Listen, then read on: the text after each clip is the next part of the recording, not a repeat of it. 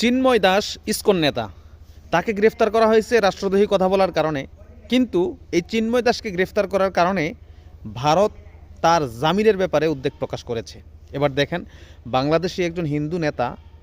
তাকে গ্রেফতার করার পর তাকে ছেড়ে দেওয়ার জন্য উদ্বেগ প্রকাশ করেছে ভারত। কিন্তু বাংলাদেশের একজন ইসলামিক নেতাকে যদি কেউ গ্রেফতার করে বা বাংলাদেশের কোনো প্রশাসন যদি গ্রেফতার করে, তাহলে কি ইসলামিক যে সকল কান্ট্রি আছে সে সকল কান্ট্রি থেকে কি প্রতিবাদ করা হয় যে অমুককে ছেড়ে দেন বা তাকে জামিন দিতে হবে? এই যে কত বড় বড় আলেম জেলের মধ্যে ছিল, কত বড় বড়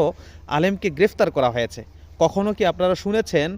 যে এরকম কোনো মুসলিম রাষ্ট্র বাংলাদেশের বাইরে যে সকল, যেমন সৌদি বলেন, মালয়েশিয়া বলেন, বা আরও যে সকল ইন্দোনেশিয়া বলেন, আরও যে সকল ইসলামিক রাষ্ট্র আছে, সে সকল ইসলামিক রাষ্ট্রের পক্ষ থেকে বা এরকম কোনো কি বক্তব্য শুনেছেন আপনারা যে অমুক ব্যক্তিকে গ্রেফতার করা হয়েছে কেন, তাকে জামিন দেওয়া হোক,